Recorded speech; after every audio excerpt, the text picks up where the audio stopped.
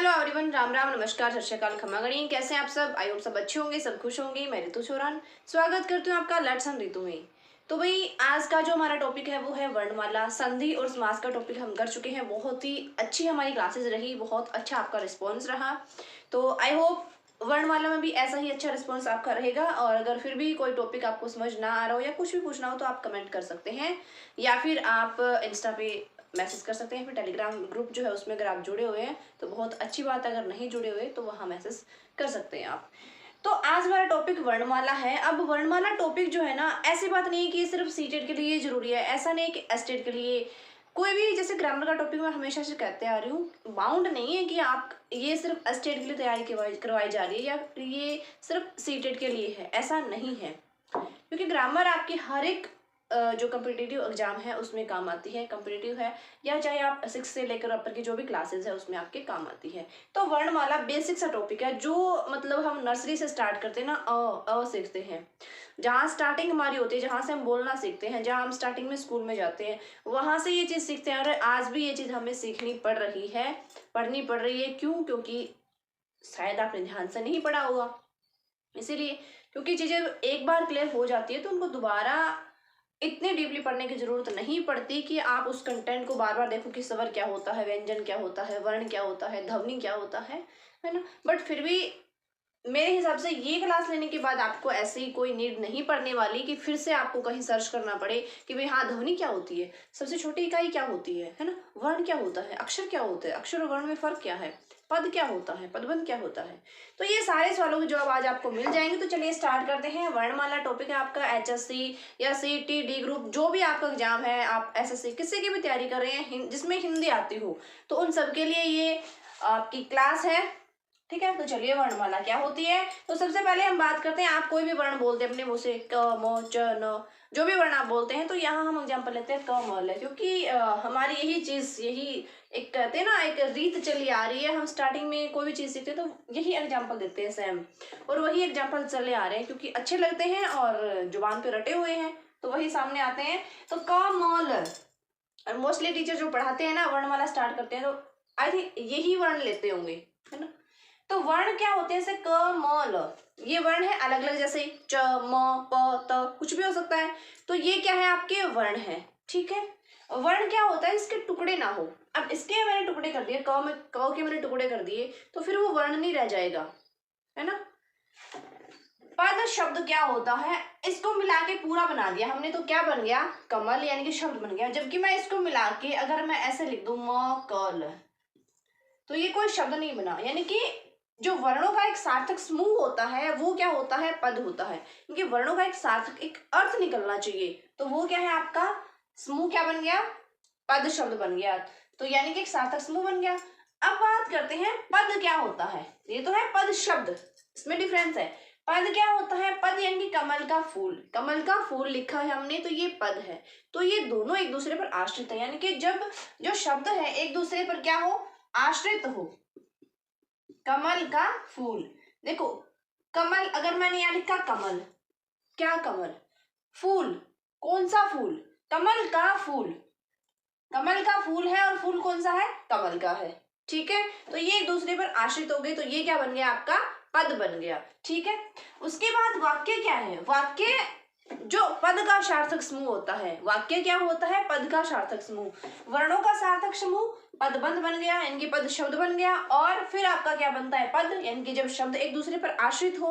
और जो पदों का एक सार्थक समूह बनता है तो उसको क्या बोलते हैं, हम उसको वाक्य बोलते हैं। जैसे कमल जल में खिलता है, क्या बन गया, कमल जल में खिलता है, यानी कि एक वाक्य बन गया, है ना।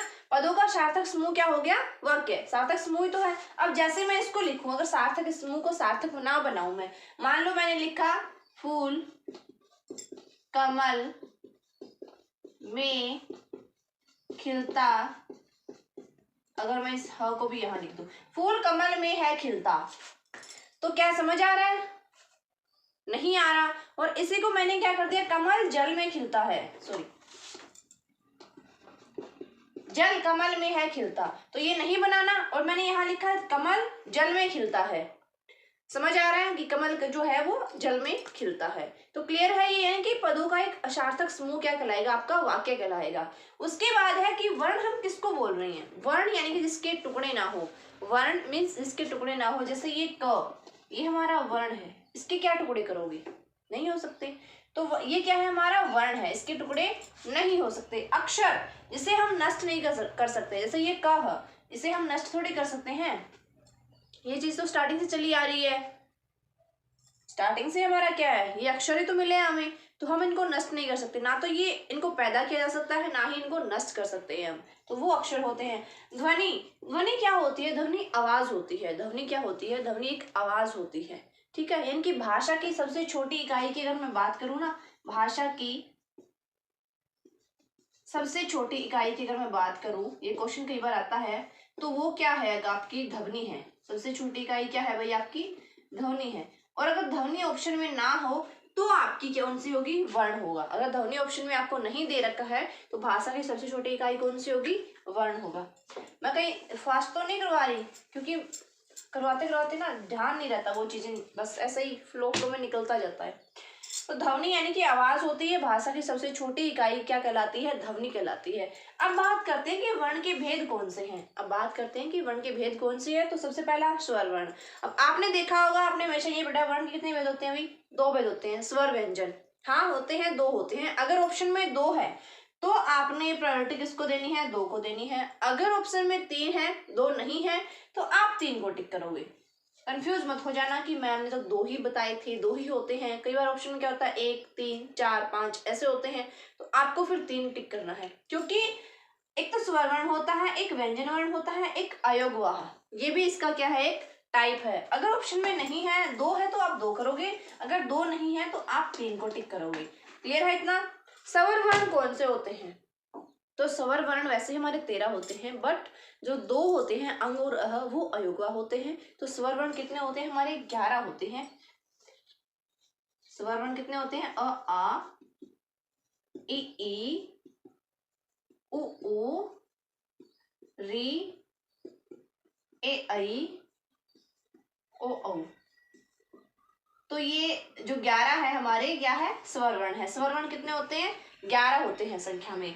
अब बात करते हैं व्यंजन वर्ण की। व्यंजन वर्ण कितने होते हैं, तो व्यंजन वर्ण कितने होते हैं भाई, आपको पता है, क से लेकर म तक, क से लेकर म तक, ठीक है। और आपके अंतस्थ व्यंजन, और आपके कौन से, अंतस्थ व्यंजन, और संयुक्त व्यंजन, अंतस्थ व्यंजन, संयुक्त व्यंजन, और आपके ऊष्म व्यंजन, ठीक है। ऊष्म कौन से होते हैं भाई, श है। टोटल कितने होते हैं हमारे, 33। 25 ये होते हैं क से म तक, 25 कौन से होते हैं, क से म तक होते हैं। उसके बाद 4 आपके अंतस्थ होते हैं, उसके बाद आपके संयुक्त व्यंजन, अक्षत्र, अज्ञ, उसके बाद आपके ऊष्म व्यंजन, स सह, ठीक है। तो ये 4 आपके ऊष्म व्यंजन होते हैं, ये आपके टोटल होते हैं 33। तो इतना क्लियर है मेरे हिसाब से। अयोगवा कौन से होते हैं आपके, अयोगवा होता है अंग और अह, अयोगवा कौन से होते हैं, अंग और अह, 2 आपके अयोगवा होते हैं। तो फिर से बता रही हूँ, अगर ऑप्शन में 2 है तो आप 2 को टिक करोगे, अगर ऑप्शन में 2 नहीं है तो आप 3 को टिक करोगे। क्लियर है, 1 को नहीं करना या ना ही 4 को करना, आपने 3 को टिक करना है। तो फिर से थोड़ा सा समझा देती हूँ कि वर्ण क्या होता है। वर्ण एक सबसे छोटी इकाई होती है। अगर ध्वनि ऑप्शन में नहीं है तो सबसे छोटी इकाई कौन सी होगी, आपकी वर्ण होगी। अगर ध्वनि ऑप्शन में है तो ध्वनि ही छोटी इकाई होगी, क्योंकि ध्वनि एक आवाज, जो साउंड हम ले रहे हैं, वर्ण से भी छोटी है ना साउंड, तो ठीक है। तो जो एक आवाज है वो क्या होती है, ध्वनि यानी कि सबसे छोटी इकाई होती है। वर्ण यानी कि जिसके टुकड़े हम नहीं कर सके। अर्थ सॉरी जो अक्षर है यानी कि जिसको हम मिटा नहीं सके, ना तो हम जिसको पैदा कर सके, ना ही जिसको हम मिटा सके, ठीक है। वो क्या होता है, आपका अक्षर होता है। उसके बाद है वर्ण के भेद कितने हैं, तो 3 भेद हैं। और अगर मोस्टली लिखा हुआ 2 ही आता है, 3 ये मतलब पजल करने वाला ऑप्शन जो है वो बहुत कम होता है कि 3 दे दे आपको 2 ना दे। ये कंफ्यूज करने वाली बात होती है, क्योंकि ऐसा होता है वर्ण के कितने भेद हैं, ऑप्शन में आपको दे देगा 1, 3, 5 और कोई नहीं। तो आप सोचोगे कि वर्ण के भेद तो 2 ही होते हैं, तो आप कोई नहीं को टिक करोगे। तो आप ध्यान रखना, अगर 2 ऑप्शन में नहीं है तो आपको 3 टिक करना है। इतना क्लियर है मेरे हिसाब से। क्योंकि जब मैं सेटिस्फाई होना कि हाँ मैंने जो कराया है, हाँ मैंने अच्छे से कराया है, मुझे ऐसे लगता है कि हाँ सही है, इट मीन्स आपको समझ आ गया। अगर मैं सेटिस्फाई नहीं हूँ, मुझे ऐसे नहीं लगता कि नहीं भाई कहीं ना कहीं कमी है, तो बेशक चाहे आप कहे जाओ कि हमें समझ आ गया, फिर भी मैं वो और करवाऊंगी, ये मेरा है थोड़ा सा, स्कूल में भी मैं ऐसा ही करती हूँ, चाहे बच्चे ये बोल दे हमें समझ आ गया, फिर भी मुझे ये लगता है कि नहीं नहीं, कुछ और थोड़ा सा और करवाना है, थोड़ा और इसको अच्छे से एक्सप्लेन करना चाहिए। तो वही चीज़ यहाँ पे है। तो चलिए भाई आगे करते हैं, इसके भेद जो है वो एक्सप्लेन करते हैं अच्छे से। और क्लास को लाइक शेयर कर देना, वैसे आप अच्छा सपोर्ट कर रहे हो, थैंक यू इसके लिए, क्योंकि फिर पढ़ाने का भी मन करता है। अब आगे देखिए, नेक्स्ट हम करते हैं, अब आगे हम बात करते हैं कि भाई वर्णमाला क्या होती है। वर्णमाला हम किसको कहते हैं? तो वर्णमाला यानी कि वर्णों का सार्थक समूह क्या कहलाता है? हमारा वर्णमाला कहलाता है। वर्णों का क्या कहलाता है? यानी कि एक जो सार्थक समूह जो होता है उसको हम क्या कहते हैं? वर्णमाला कहते हैं। ठीक है, सार्थक कह लो या एक क्रमबद्ध समूह होता है उसको हम क्या कहते हैं? वर्णमाला कहते हैं। ठीक है, यानी कि एक क्रमबद्ध समूह, जैसे आ मार्कर नहीं चल रहा, ई एक क्रम है ना इसका, क ख ग एक क्रम चल रहा है, तो वो क्या होता है? वर्णमाला। अब बात करते हैं सबसे छोटी इकाई की। तो भाषा की सबसे छोटी इकाई जो है वो कौन सी है? वो ध्वनि है। ठीक है, कौन सी है भाई? आपकी ध्वनि है। अगर ध्वनि ऑप्शन में ना हो तो कौन सी होगी? आपकी वर्ण होगा। अगर वर्ण भी ना हो तो आपकी क्या होगी? अक्षर होगा। अब इससे छोटी तो आपको नहीं मिलेगी, तीन तो ऑप्शन में जरूर मिलेंगे। अगर ध्वनि दे रखा है तो ध्वनि आप टिक करोगे, ध्वनि नहीं है तो वर्ण टिक करोगे, वर्ण नहीं है तो अक्षर टिक करोगे। मान लो तीनों ही है तो आप ध्वनि को टिक करोगे, मान लो ध्वनि नहीं है, ये दोनों है तो आप वर्ण को टिक करोगे, और अगर ये भी नहीं है तो आप अक्षर को टिक करोगे। ठीक है, तो ये चीज है। अब जैसे मैं अक्षर की बात करूं तो अक्षर क्या होते हैं? गॉड गिफ्टेड होते हैं। अक्षर क्या होते हैं भाई? गॉड गिफ्टेड होते हैं। जैसे क ख, अब ऐसा तो नियम नहीं किसी साइंस लैब में जाकर इनको बना दिया हो, है ना। आ गॉड गिफ्टेड ही है ना, तो हम इनको मिटा सकते हैं ना ही हमने इनको पैदा किया है। तो वो क्या होते हैं? आपके अक्षर होते हैं। वर्ण होते हैं, जैसे आप मतलब वर्ण जैसे क, ये आपका वर्ण हो गया, इसमें आपने स्वर मिला दिया तो ये पूरा आपका क्या बन गया? अक्षर बन गया। ठीक है, और क बोलने से जो साउंड आ रही है उसको क्या कहते हैं? उसको ध्वनि कहते हैं। तो मेरे हिसाब से इसमें कोई वो नहीं रहनी चाहिए। अब सीक्वेंस देख लो इसका, बड़ा परेशान करता है ना कि छोटी ध्वनि कौन सी आ गई, बड़ी कौन सी आ गई। तो सबसे बड़ी इकाई कौन सी होगी? वाक्य होगी। सबसे बड़ी इकाई कौन सी मिलेगी आपको? वाक्य मिलेगी। और सेम यही चीज इसमें है। अगर मान लो ऑप्शन में सबसे बड़ी इकाई पूछा है और ऑप्शन दे रखा है आपको उपवाक्य, ध्वनि,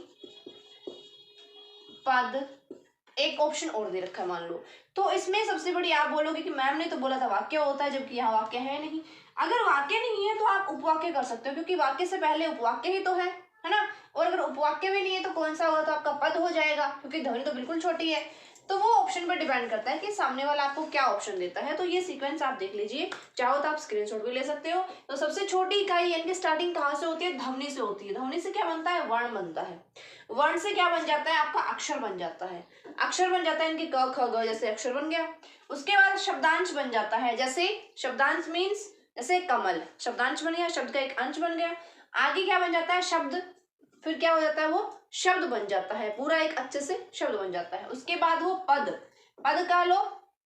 ठीक है, पद जैसे मैंने आपको बताया कमल का फूल, ये क्या है? पद, यानी कि जब शब्द एक दूसरे पर आश्रित होते हैं तो वो क्या बन जाता है? पद बन जाता है। उसके बाद पदबंध, पदबंध यानी कि एक उपवाक्य, एक छोटा सेंटेंस जिसको कहते हैं वो बन जाता है। छोटे सेंटेंस से वो पूरा सेंटेंस बन जाता है, वाक्य बन जाता है। वाक्य से क्या होता है? अनुच्छेद। ये आपके ऑप्शन में नहीं आएंगे, मेरे हिसाब से नहीं पूछे जाते कभी भी, बट फिर भी आपको पता होना चाहिए। वाक्य के बाद आपका अनुच्छेद आता है, अनुच्छेद से बड़ा होता है अध्याय।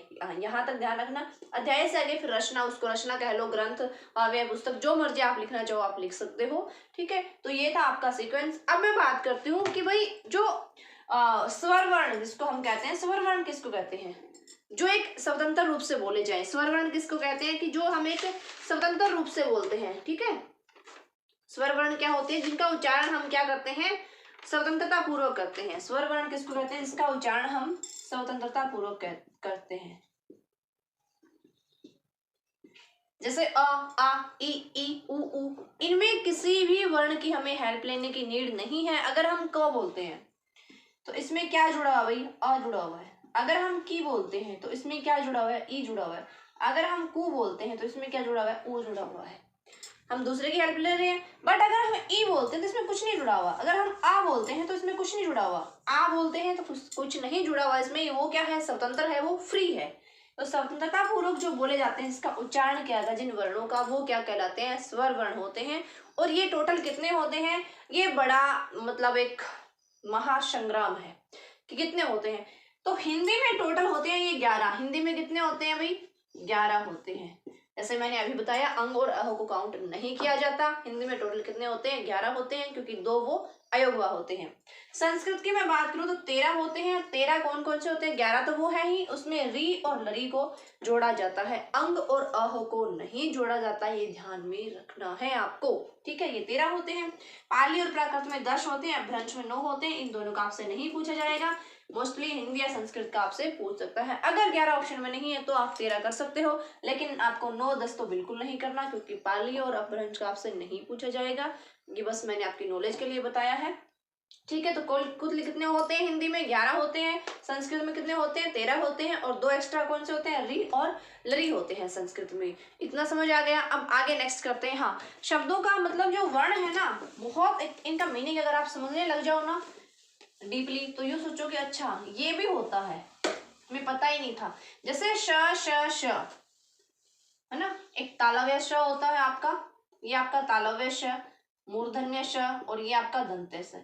इनका जब आप उच्चारण करते हो, ये जब आप बोलते हो श श श, तो गर्म हवा निकलती है ना, इनको ऊष्म व्यंजन भी कहते हैं। हम क्यों कहते हैं, क्योंकि ऊष्मा निकलती है, एक गर्माहट होती है जब हम बोलते हैं। तो अगर इनका हम उच्चारण बार बार कर रहे हैं ना, तो हमारा शरीर गर्म हो जाता है, टेम्परेचर जो होता है हमारा शरीर का जो क्या हो जाता है, हाई हो जाता है, ठीक है। अगर ठंड लग रही है और हम इनका उच्चारण बार बार कर रहे हैं, तो हमें ठंड लगनी बंद हो जाएगी या फिर कम हो जाएगी, क्योंकि इससे फिर हमारे शरीर का अंदर का और शरीर के जो बाहर का टेम्परेचर है वो सेम हो जाएगा, फिर ठंड लगनी कम हो जाती है। जैसे ऋषि मुनि आपने देखे होंगे, अब ऐसा थोड़ी ना उनके पास कोई टेक्निक है, वो उच्चारण ही तो करते हैं। अगर आपने सुना हो तो हमने टीवी वगैरह में देखा है, सामने से तो नहीं देखा।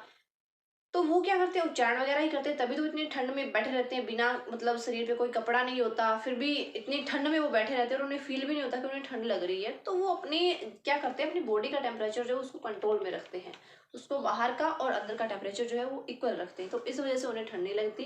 तो ये ये फॉर्मूला आजमा के देख लेना। अभी तो ठंड चली गई भाई, मतलब इतनी गर्मी, अभी हमें कोई ऐसे वर्ण चाहिए जो हमें ठंडक प्रदान करे, बट ठंडक प्रदान करने वाले वर्ण है नहीं, गर्मी प्रदान करने वाले हैं, तो इनका सर्दियों में यूज कर सकते हो, ठीक है। स्वेटर की जगह, एक स्वेटर अगर कम है तो उसकी जगह इसका यूज कर सकते हो। खैर ये मजाक था, बुरे वाला, बिल्कुल बुरे वाला, कभी कभी हो जाता है बुरे वाला। अब हम बात करते हैं स्वर वर्ण के भेद, ओष्ठाकृति के आधार पर, मुखाकृति के आधार पर, मतलब अलग अलग टाइप्स, बहुत सारे टाइप्स है, तो उनकी बात करते हैं। चलिए,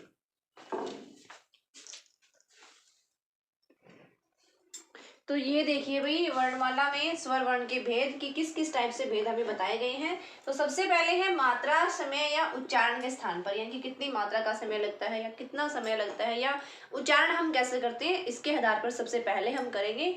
तो इसके आधार पर 3 भेद है। कौन कौन से हैं 3 भेद, हर्षस्वर, दीर्घ स्वर, प्लुत स्वर, जो हम बिल्कुल स्टार्टिंग से शुरू से पढ़ते आ रहे हैं। हर्षस्वर, दीर्घ स्वर, प्लुत स्वर, सबको पता है। हर्षों में 1 मात्रा का समय लगता है, दीर्घ में 2 मात्रा का, प्लुत में 3 मात्रा का समय लगता है। तो इसमें ट्विस्ट क्या है, मतलब ऐसा क्या है जो मैं यहाँ आपको करवा रही हूँ, ऐसा क्या खास है, तो चलिए देखते हैं। तो उच्चारण के स्थान पर भेद कितने हुए, 3 हो गए। हर्षा स्वर कौन कौन से होते हैं, सबसे पहले मैं बात करती हूँ। तो जो हर्षा स्वर है उनको हम एक मात्रिक भी कह सकते हैं, क्योंकि 1 मात्रा का समय लगता है, जैसे अ, एक ही मात्रा है। लघु स्वर भी कह सकते हैं क्योंकि छोटे हैं। मूल स्वर भी कह सकते हैं। मूल क्यों कहते हैं, कि ये 4 स्वर हैं जिनसे बाकी के स्वर बनते हैं, जैसे अ, ई, उ, री।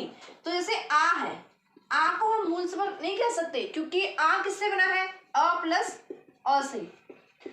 ये बड़े वाले ई है, इसको हम मूल स्वर नहीं कह सकते। ये किससे बनी है, क्योंकि ये ई और ई से मिलकर बनी है। किससे बनी है, ई और ई से मिलकर बनी है, तो इसको मूल नहीं कह सकते। तो ये 4 जो है ये मूल स्वर भी है, लघु स्वर भी है, एक मात्रिक स्वर भी है, ठीक है। इनको हम मूल स्वर भी कहते हैं, एक मात्रिक भी कहते हैं और लघु स्वर भी कहते हैं। तो टोटल कितने हैं ये संख्या में, 4 है। कितने हो गए, 4 है। मूल स्वर कितने हुए, 4।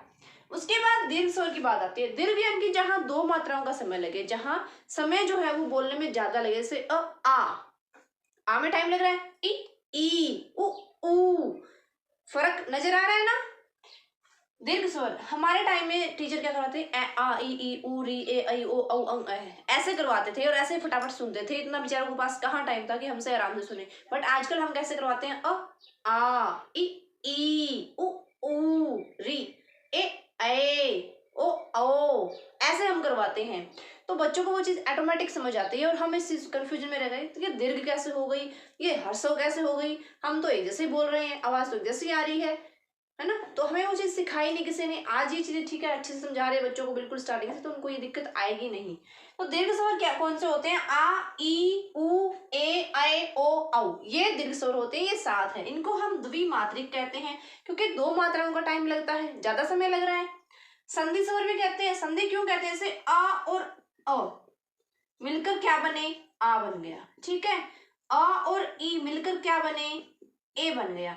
तो ये संधि हुई कि नहीं, संधि में यही तो होता है, आपस में मेल होना संधि होती है। तो ये संधि स्वर भी कहते हैं। बड़े भी कहलाते हैं क्योंकि ये ज्यादा समय लगता है इसलिए बड़े हैं।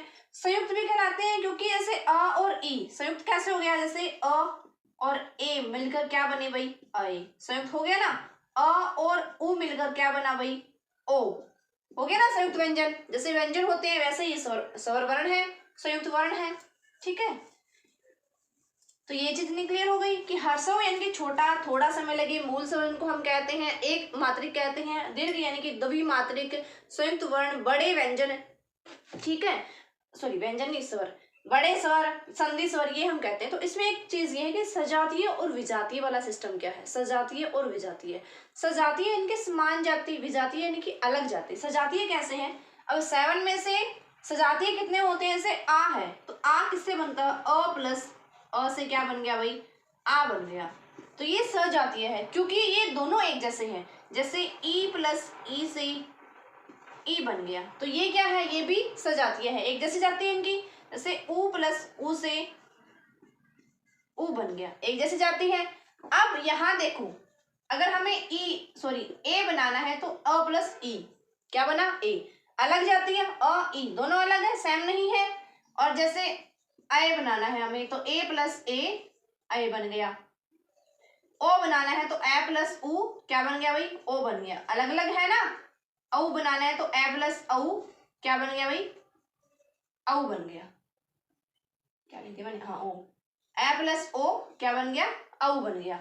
तो ये तो अलग जाति हो गई, यानी कि अ और ई अलग अलग हो गया, अ और ए, अ उ अ ओ अलग हो गया ना। तो ये तो है वी जाति, यानी कि इनकी जाति समान नहीं है। सजातीय मीन्स इनकी जाति समान है। तो सजातीय कितने होते हैं, 3 होते हैं, प्लस विजातीय कितने होते हैं, 4 होते हैं। अब ज्यादा ये डीप में नहीं, ये मत समझना मैम तो टॉपिक कहाँ से स्टार्ट किया था कहाँ आ गई, बिल्कुल भी डीप नहीं है, ये नॉर्मल चीज है, ये आपसे पूछी जाती है, ठीक है। तो ह्रस्व कितने होते हैं, 4।